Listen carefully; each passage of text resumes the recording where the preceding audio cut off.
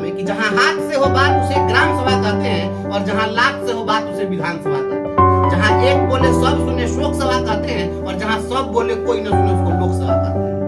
जिस राज्य के मुखिया की बात वहां का एक अधिकारी नहीं मान रहा है, जिस राज्य के मुख्यमंत्री पर एक पदाधिकारी भारी पड़ रहा है, वो या तो मुख्यमंत्री को चुल्लू भर पानी में जाके डूब के मर जाना चाहिए। हमको तो मालूम ही नहीं था, आप लोग बताते ना, तो सब जब बताए तो काहे नहीं आप किए, तब बोले कि हाँ हो जाएगा। नमस्कार, आप देख रहे हैं इनकलाबी दस्तक और मैं हूँ प्रेमवदा। आज परिवर्तनकारी प्रारंभिक शिक्षक संघ के प्रदेश अध्यक्ष श्री बंशीधर ब्रजवासी जी का जन्मदिन है। इस अवसर पर मैं सबसे पहले इनको जन्मदिन की बधाई देना चाहूंगी। आज आप अपने जन्मदिन के अवसर पर शिक्षकों को क्या संदेश देना चाहेंगे? विगत कई वर्षों से हमारे शिक्षक साथी हमारे जन्मदिन के अवसर पर समारोह पूर्वक एक आयोजन करते थे, लेकिन इस बार हमने मना कर दिया कि कोई समारोह नहीं होगा, इसलिए कि हमारी काफी व्यस्तता रही और आज छुट्टी का दिन था। इसके बावजूद सुबह से क्या, मैं पिछले दिनों लगातार मैं केवल और केवल एक सूत्री काम में लगा हूं कि किस प्रकार से जो हमारी लड़ाई है वह लड़ाई मंजिल मुकाम को पहुंचे और शिक्षकों की जीत हो। इसके लिए आज भी दिन भर अधिवक्ताओं से राय मशविरा कागज पत्र इकट्ठा करना, इसी काम में हम लगे रहे। तो अपने शिक्षक साथियों को बस हम यही केवल कहना चाहते हैं, संदेश देना चाहते हैं। सबसे पहले तो हम अपने तमाम समर्थकों, शुभचिंतकों, आलोचकों, समालोचकों, विश्लेषकों, प्रतिद्वंदियों, समर्थकों सभी को मैं हृदय से इसके लिए धन्यवाद देता हूं, आभार प्रकट करता हूं, जिन लोगों ने सोशल मीडिया के माध्यम से हमारे जन्मदिन पर शुभकामनाएं प्रेषित की है और लोगों ने हमारे लिए विशेष भेजे। तो हम इन तमाम साथियों को पहले मैं इसके लिए धन्यवाद देता हूं, आभार प्रकट करता हूं अपने सभी साथियों के प्रति। और मैं यह कहना चाहता हूं कि आज हमारा जन्मदिन है। आज अपने जन्मदिन को मैंने अपने कर्म क्षेत्र में बिताने का निश्चय किया था और लगातार दिन भर केवल आपके काम में मैं लगा रहा हूं। और 13 तारीख को हमारी लड़ाई है, उस लड़ाई के लिए जो कुछ भी करना है, जो इंतजाम करने हैं, हम उसमें लगे हुए हैं। तो किसी साथी को विचलित होने की जरूरत नहीं है। आज भी हमारे बहुत सारे साथी फोन किए हैं, लगातार कर रहे हैं कि सर क्या होगा, कहीं नौकरी पर तो कोई संकट नहीं हो जाएगा। एक भी किसी शिक्षक की नौकरी जाने वाली नहीं है, किसी को घबराने की जरूरत नहीं है। आज जो हालात बने हुए हैं, आपके घबराहट के कारण हालात बने हैं, कभी भी घबराना नहीं चाहिए। देखिए, मैं एक उदाहरण देना चाहता हूं शेर और हिरण का। शेर जो होता है जंगल का राजा होता है और हिरण जो होता है वह भी अपने आप में जंगल का एक सबसे बड़ा, उसको धावक कह सकते हैं कि वह उससे ज्यादा तेज कोई नहीं चल सकता। शेर कभी हिरण से ज्यादा तेज नहीं चलता, लेकिन इसके बावजूद शेर हिरण को पकड़ लेता है। उसका कारण यही होता है कि शेर जब दौड़ता है तो केवल और केवल अपने शिकार को पकड़ने के लिए दौड़ता है और हिरण जब अपने बचाव में दौड़ता है तो कुछ तेजी के साथ वो बढ़ता है और पीछे मुड़कर फिर देखता है कि शेर हमारे पास तो नहीं आ गया। पीछे मुड़ कर कभी नहीं देखना चाहिए। जीत तय करनी है तो शेर की चाल चलो, शेर की दौड़ को दौड़ो, कभी हिरण के दौर में मत फंसना मेरे साथी। तेजी के साथ आप उत्साह से दौड़ते तो हो, लेकिन पीछे मुड़ के देखते हो कहीं हम हार तो नहीं जाएंगे।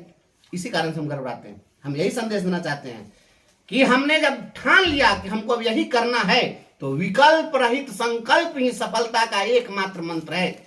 आपको करना है, डू और डाई। करेंगे तो यही करेंगे, जिएंगे तो इसी के लिए, मरेंगे तो इसी के लिए, सोएंगे तो इसी के लिए, जगेंगे तो इसी के लिए। यह निष्ठा और यह संकल्प होना चाहिए। हमने संकल्प लिया है, उस संकल्प को पूरा करने के लिए हम चल पड़े हैं अपने कारवां को लेकर, अपने अभियान को लेकर। तो हम पीछे नहीं, हमने तो बार बार कहा है यह नील नदी की धारा है, सूझता न कुल किनारा है, ले लील भले ही धार, मुझे लौटना नहीं स्वीकार। मुझे रण क्षेत्र में जब चल दिया तो चल दिया। इसलिए आप जान लीजिए इस लड़ाई को आप जीतेंगे।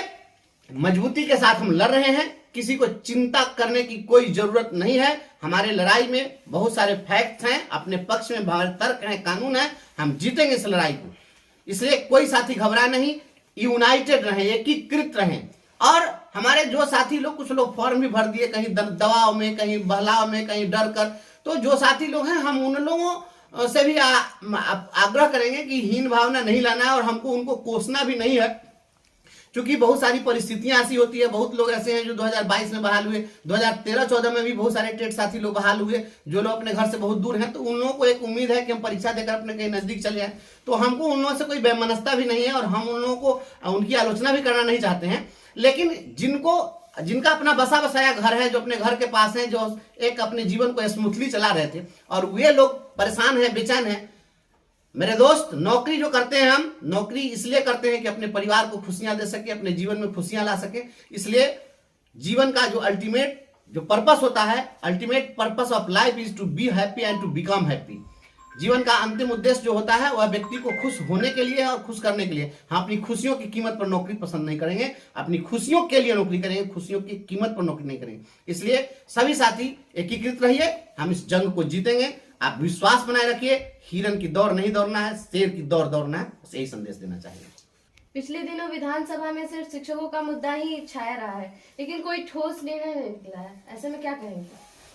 बिहार में जो विधानसभा की स्थिति है और देश में जिस तरह से लोकसभा और विधानसभा और जो संवैधानिक व्यवस्था है, ये विधायिका की जो स्थिति बन गई है, उस पर क्या कह सकते हैं? उस पर तो हम केवल यही कहेंगे कि अदम गोंडवी ने कहा था कि जहां हाथ से हो बात उसे ग्राम सभा कहते हैं। अब जो विधायिका की स्थिति बनी हुई है, तो उसमें यही स्थिति बन गई है इस लोकतांत्रिक व्यवस्था में कि जहां हाथ से हो बात उसे ग्राम सभा कहते हैं और जहां लात से हो बात उसे विधानसभा कहते हैं। जहां एक बोले सब सुने शोक सभा कहते हैं और जहां सब बोले कोई न सुने उसको लोकसभा कहते हैं। बस यही स्थिति रह गई है। हम यही कहना चाहेंगे, लोकतंत्र लोक लज्जा से चलता है, लेकिन जहां पर लोक लज्जा समाप्त हो जाए वहां पर लोकतंत्र नहीं चल सकता है। लोकतंत्र की परिकल्पना जो हमारे पूर्वजों ने की थी, आज उस तरह से लोकतंत्र उनकी परिकल्पना पर नहीं चल रहा है। जिस राज्य का मुख्यमंत्री सदन में कुछ बोलता हो और उसका जो कह रहा हो वह इंप्लीमेंट नहीं होता हो, तो वह चिंतनीय है और यह शर्मनाक है। ऐसे मुख्यमंत्री को जाके गंगा जी में डूब के जल समाधि ले लेना चाहिए। जिस राज्य के मुखिया की बात वहां का एक अधिकारी नहीं मान रहा है, जिस राज्य के मुख्यमंत्री पर एक पदाधिकारी भारी पड़ रहा है, तो यह तो मुख्यमंत्री को चुल्लू भर पानी में जाके डूब के मर जाना चाहिए।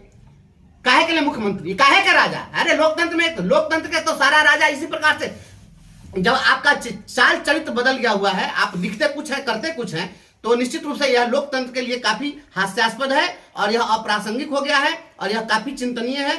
यह हम लोग कोई भी जो लड़ाई लड़ रहे हैं, वह लड़ाई लड़ने का यही होता है कि आप लोकतांत्रिक व्यवस्था में आप सड़क पर लड़ते हैं, सदन में लड़ते हैं, न्यायालय में लड़ते हैं। सड़क पर हमने लड़ाई लड़ी, लड़ाई इसलिए लड़ी जाती है कि आवाज हमारी वहां तक पहुंच जाए, हमारी आवाज पहुंची।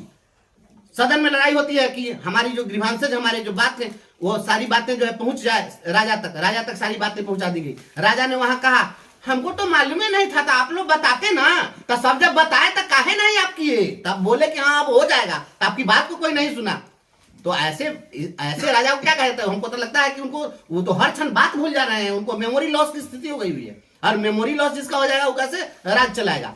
इसलिए यह बहुत ही दुखद है, चिंतनीय है। लेकिन एक फोरम अभी हमारा बचा है, वह है हमारा संविधानिक फोरम, और संवैधानिक फोरम में हमारा जुडिशरी का फोरम है। जुडिशरी के फोरम में हम अपनी बात रखेंगे और वहां से हमें न्याय मिलेगा। इसलिए हम ये बिहार के जो राजनीति में जिस तरीके से जो चल रहा है, गवर्नर कुछ कर रहे हैं, अधिकारी कुछ कर रहा है, चीफ मिनिस्टर कुछ कर रहे हैं, मंत्री कुछ कर रहे हैं, तो अब एकमात्र रास्ता हमारे पास न्यायपालिका का है। हम उस लड़ाई से वो वहीं पर लड़ेंगे और निश्चित रूप से जीतेंगे, उससे ऊपर कुछ नहीं है। और हाँ, और जो बाबू लोग अपने आप को अधिनायकवादी समझते हैं, इस राज्य के भाग्य विधाता समझते हैं और चीफ मिनिस्टर से ऊपर समझते हैं, याद रखिएगा, अगर आप इन चीजों से बाज नहीं आए तो आपके सारे कुकृत्यों को लेकर के और हम जाएंगे कोर्ट में और जेल भेजवाने का काम करेंगे।